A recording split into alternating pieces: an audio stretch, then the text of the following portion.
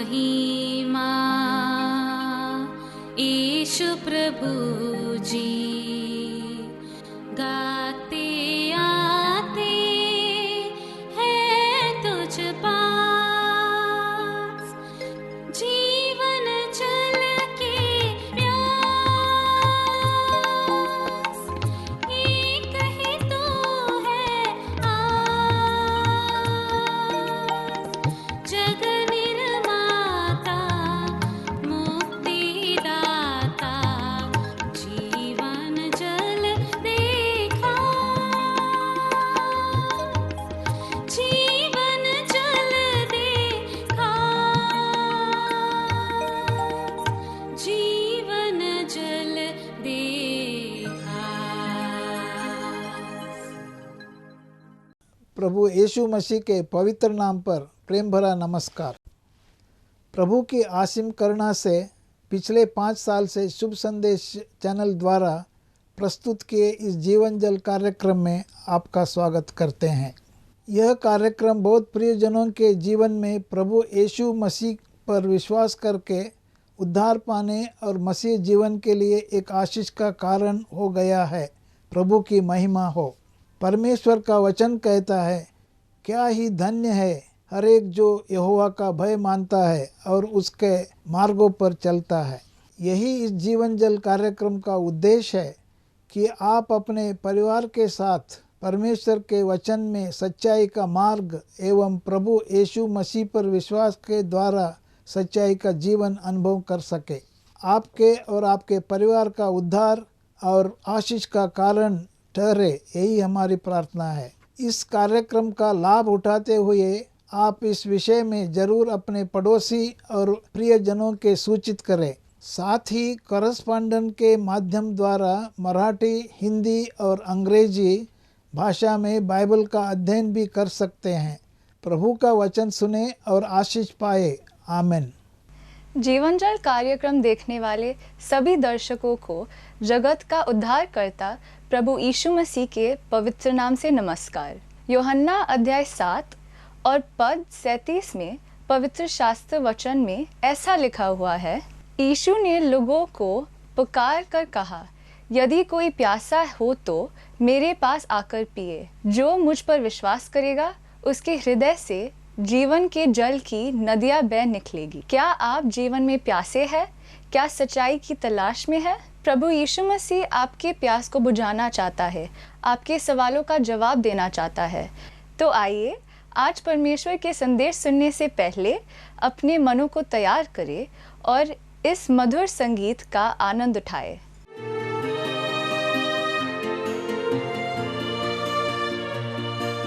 सहारा मुझको चाहिए, सहारा दे मुझे खुदा, सहारा मुझको चाहिए, सहारा दे मुझे खुदा, मुझे संभाल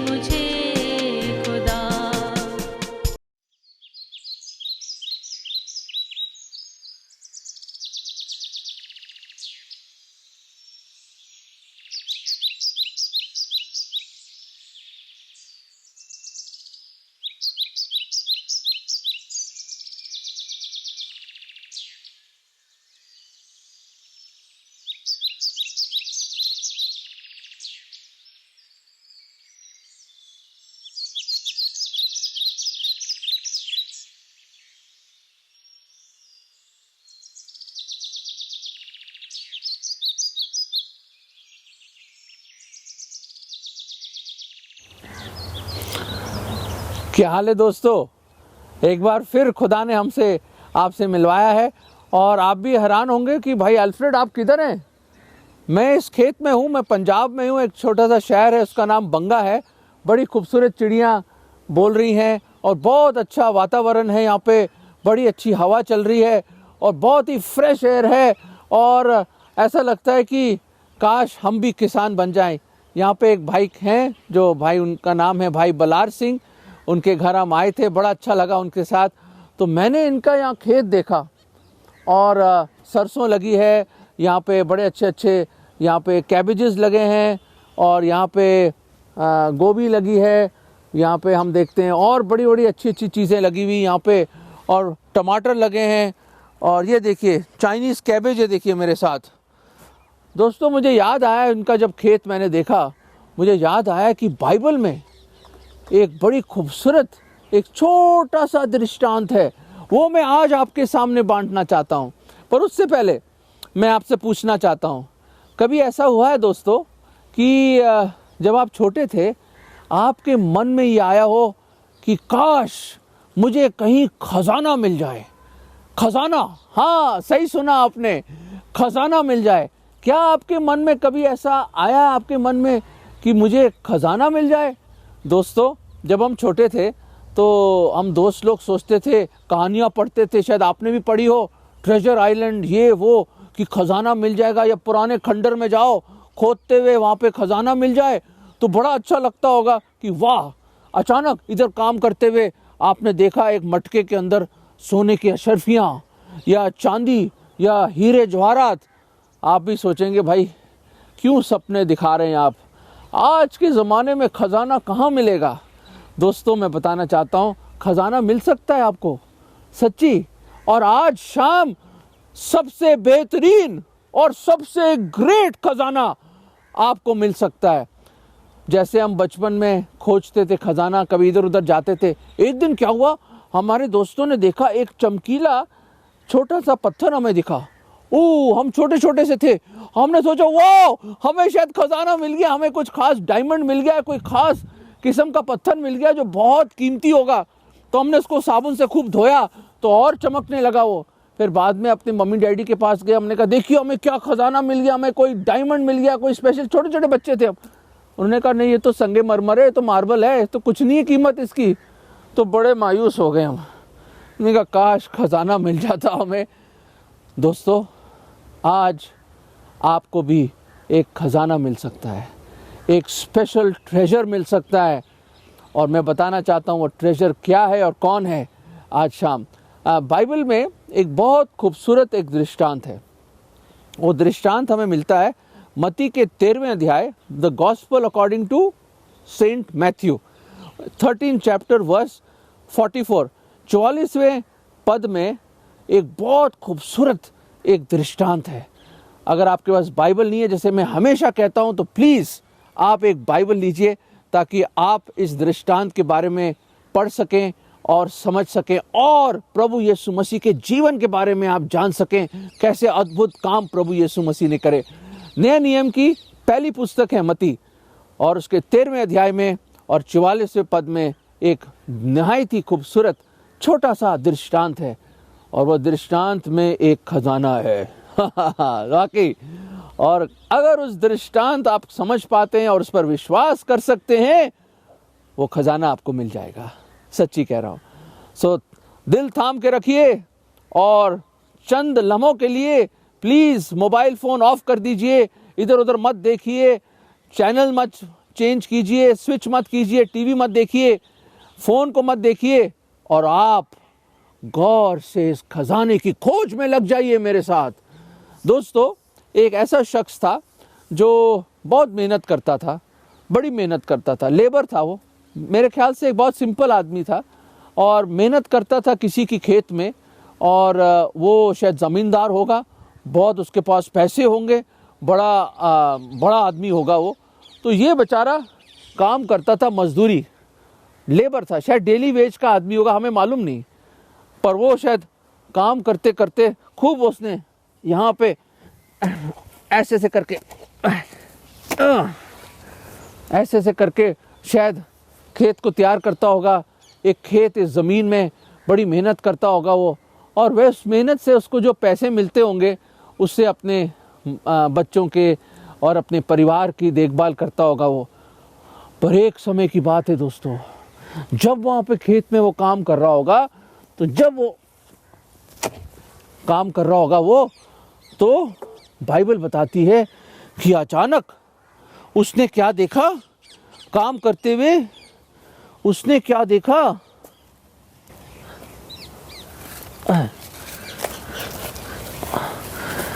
अरे ये क्या मिल गया उसको दोस्तों, ये क्या मिला उस खेत में, ये क्या मिला। और जब उसने किसी तरह उसने खोल के देखा, खजाना, उसको एक जमीन में दबा हुआ खजाना मिल गया। मेरे अजीजों, मेरे दोस्तों, एक खजाना मिल गया उसको, उस गरीब आदमी को। तो क्या करे वो, क्या लेके भाग जाए, क्या चोरी करे? नहीं, उसके मन में एक प्लान आया। उसने क्या करा, फिर खोदा गड्ढा और उस गड्ढे में वापस इसको छुपा दिया और मिट्टी उसके ऊपर डाल के लेवल कर दिया उसने। और दोस्तों क्या हुआ, उसने जब ये सब कुछ करा, चुपचाप गया वो, और एक अजीब दीवानगी छा गई उसमें। और उसने क्या करा दोस्तों, मैं आपके सामने बयान करना चाहता हूँ कि उस आदमी ने एक बहुत अजीबोगरीब चीज़ करी। वो अजीबोगरीब चीज़ क्या है कि वो घर गया और उसने अपने शायद वाइफ से बात करी, बच्चों से बात करी, मुझे मालूम नहीं, पर उसने सब कुछ बेचना शुरू कर दिया। मैं सच कह रहा हूँ, हाँ, उसने सोचा कि मैं क्या करूँगा, मैं सब कुछ अपना जो भी कुछ है मेरा, ज़्यादा नहीं था उसके पास, वो शायद मालिक के पास गया होगा और पूछा होगा, है सर जी ये आपका जो खेत है, मैं क्या इसको ले सकता हूँ, क्या मैं खरीद सकता हूँ? तो उसने सोचा होगा, अरे भाई क्या बात करे, तू तो लेबर है, तू खेत खरीदेगा, पैसे हैं तेरे पास? सर जी जो आप पैसा बोलेंगे मैं लेना चाहूँगा इसको।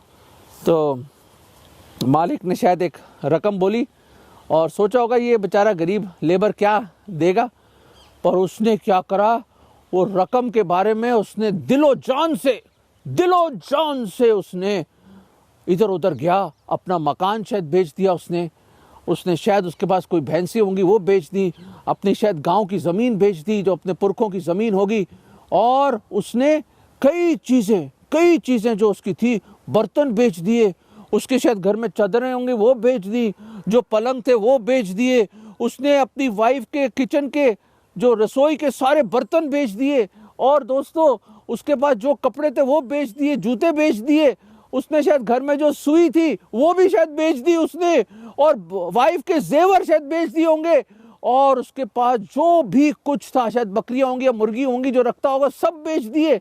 और वो खुद कंगाल होकर, बिल्कुल कंगाल होके दोस्तों वो सड़क पे आ गया। लोग सोचते होंगे, परिवार के लोग सोचते होंगे, रिश्तेदार सोचते होंगे, भाई ये क्या कर डाला तूने, क्या तेरा सर फिर गया है, क्या तू पागल हो गया है, क्या दीवाना हो गया है, ये तूने क्या कर दिया, तूने तो अपना मकान बेच दिया, चीजें बेच दी, घर के एक एक चीज बेच दी तूने। जो शरीर पे शायद उसके पास कपड़ा था, तन अपना नंगापन ढांकने के लिए, शायद वही था उसके पास, और बीवी और बच्चों के साथ शायद वो सड़क पे आके खड़ा हो गया। वो अपने आप को उसने एम्प्टी कर दिया, शून्य कर दिया, अपने आप को जीरो कर दिया उसने, और वो सड़क पे आ गया, सब कुछ नीलाम कर दिया उसने। दोस्तों वो सब कुछ नीलाम कर दिया उसने, सब कुछ नीलाम कर दिया, और वो रकम इकट्ठा करके, कौड़ी कौड़ी, पैसा पैसा जोड़ जोड़ के उसने वो रकम, मेरे अजीजों, उसने वो रकम जो मालिक को चाहिए थी, जो इस खेत का मालिक है, वो रकम उसने पूरी करी, और गया होगा उसके दरबार में, उसके शाही महल में, उस अमीर आदमी के घर में जिसके खेत था वो, और उसके कदमों में उसने वो पैसे रख दिए होंगे। और जब उस कदमों में पैसे रखे उसने, तो ज़मींदार की आंखें यूं करके खुली होंगी, वो हैरान हो गया होगा, वो हैरान हो गया होगा। उसने कहा वाह भाई, तूने तो कमाल कर दिया, तू जो इस खेत पे काम करता था, एक मजदूर था, कहाँ से आ गए इतने पैसे? तो उसने बोला होगा मालिक, मालिक मैंने अपना सब कुछ बेच दिया है, मुझे इस खेत से बेहद मोहब्बत है, मेरा खून पसीना बहा है इसमें, मुझे ये खेत चाहिए, कुछ भी हो जाए। उस दीवानगी को देखकर, उस पागलपन को देखकर शायद मालिक ने हैरान हुए होंगे वो, और उसने वो खेत दे दिया उसको और रकम ले ली। दोस्तों, कहानी यहाँ ख़त्म नहीं हुई, कहानी ख़त्म नहीं हुई यहाँ। इसका मतलब क्या हुआ? इस दृष्टांत का आखिर मतलब क्या है, वो मैं आपको बताना चाहता हूँ। आपको पता है कि इस दृष्टांत का क्या मतलब है? कहानी तो बड़ी रोमांचक थी ना, कैसी कहानी थी? मैं भी हैरान होता हूँ, वो आदमी क्या था जिसने अपना सब कुछ बेच दिया। आप भी शायद सोच रहे होंगे भाई मैं थोड़ा ना ऐसा कुछ करूँगा। दोस्तों, प्यार हो गया था। क्यों बेचा उसने सब कुछ? सब कुछ क्यों लुटा दिया? क्यों? दोस्तों, क्योंकि उस खेत में वो खजाना था। हाँ, क्या वो अमीर बनना चाहता था? ये मुझे मालूम नहीं, पर उसने वो खजाना देख लिया जो दबा हुआ था इस मिट्टी में, जो उसने पा लिया। मेरे अजीजों, कौन है वो? कौन है वो जो आया ढूंढने के लिए? कौन है वो? वो है हमारा प्रभु यीशु मसीह, जो स्वर्गों को छोड़कर, वो अपनी महिमा को छोड़कर खुद परमेश्वर देहधारी हुआ, इंसान बना, हमारे बीच में डेरा किया, इस खेत में आया। और ये खेत ये दुनिया है, ये खेत ये दुनिया है। और इसमें खजाना कौन है? अगर वो जो लेबरर, वो किसान, अगर प्रभु यीशु मसीह है, वो व्यक्ति प्रभु यीशु मसीह है जो आया और जो इस खेत में था, तो ये खेत, अगर ये खेत दुनिया है, this field is the world, and the labourer, the person is the Lord Jesus Christ, तो वो खजाना कौन है? दोस्तों, वो खजाना कौन है? हे मेरे दोस्तों, मेरे अजीज हो, शायद आप जानते हैं, जो नहीं जानते, आप उस खजाने को रोज शीशे में देखते हैं। सचमुच वो खजाना आप हैं मेरे अजीजों। That treasure is you. आप है वो खजाना। सचमुच, सही में वो खजाना आप है। आप बोलो मैं खजाना, मैं बेशकीमत, मैं अनमोल, दुनिया में मेरी कोई कदर नहीं है, कोई मुझे प्यार नहीं करता, कोई मुझे लाइक नहीं करता, मेरे जीवन में कोई शांति नहीं, खुशी नहीं, स्ट्रेस, टेंशन, परेशानियां, बोझ। आप कहते हो मैं खजाना हूं। हाँ दोस्तों, मैं कहता हूं, खुदा का कलाम कहता है, परमेश्वर कहता है दैट यू आर प्रेशियस।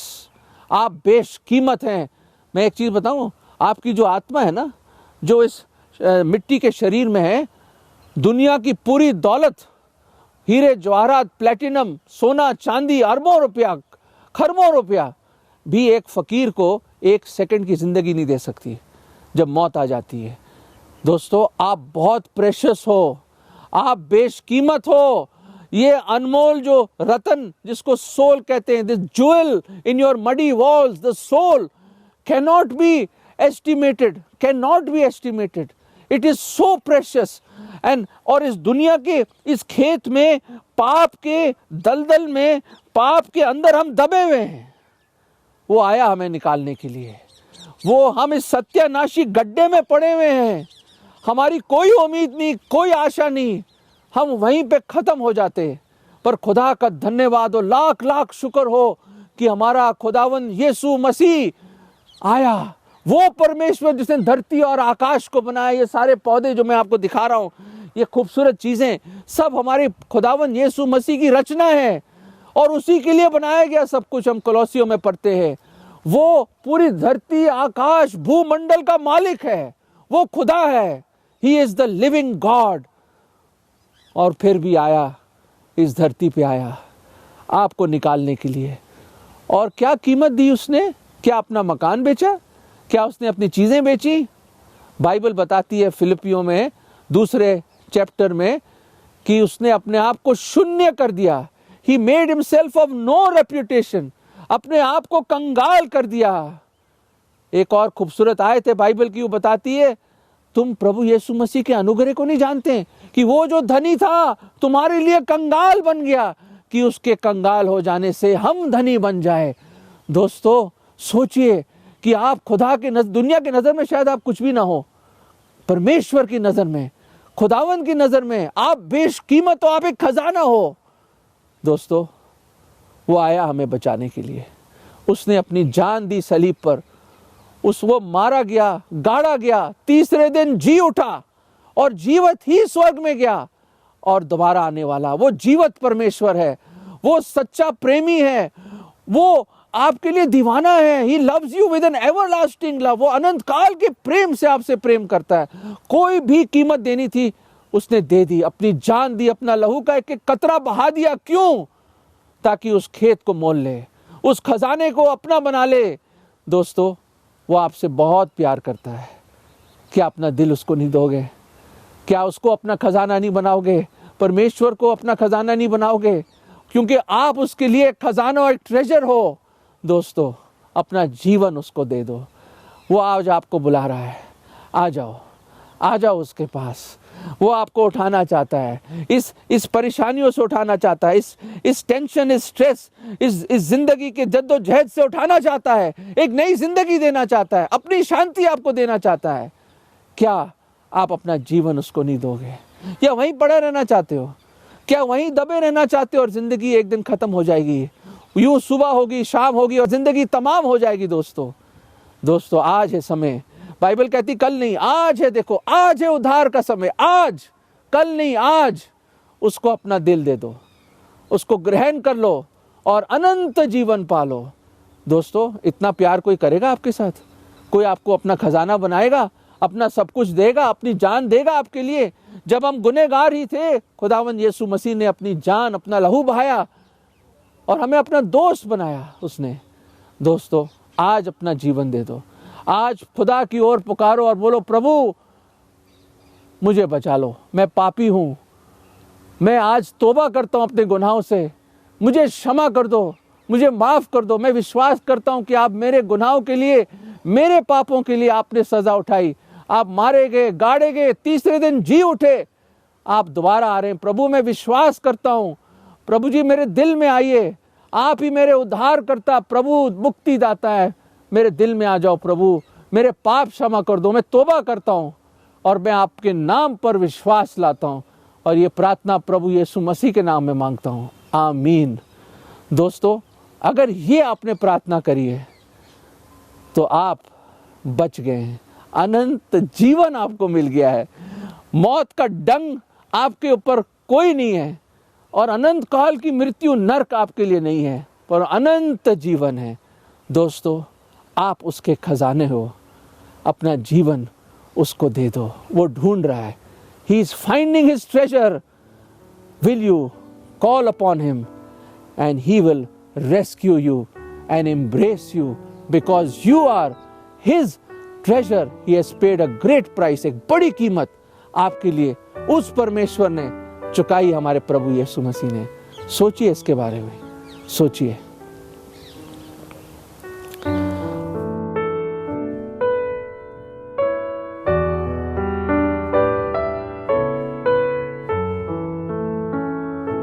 अगर परमेश्वर ने इन वचनों के द्वारा आपसे बातें किया है और आप इन विषय पर अधिक जानकारी प्राप्त करना चाहते हो या किसी प्रार्थना के विषय को बांटना चाहते हो तो निसंदेह हमें संपर्क करें। हमारा पता जीवन जल नव भावना बिल्डिंग 422 SVS रोड, post box number 19161, Prabha Devi, Mumbai 400025। प्रार्थना एवं मुफ्त बाइबल कॉरेस्पॉन्डेंस कोर्स के लिए हमें संपर्क करें। अपना नाम और पूरा पता तुरंत SMS करें। Mobile number 089-925-80744। इस नंबर पर अपना नाम और पता दर्ज कर सकते हैं। Landline number 022-222 4221842। Email ID gospelbroadcast@yahoo.com। Web address www.lwgb.org। YouTube address जीवन जल TV @YouTube। जीवन जल कार्यक्रम को हर सोमवार और बुधवार शाम 6:30 बजे को और शनिवार रात 9 बजे को इसी चैनल पे आप देख सकते हैं। धन्यवाद।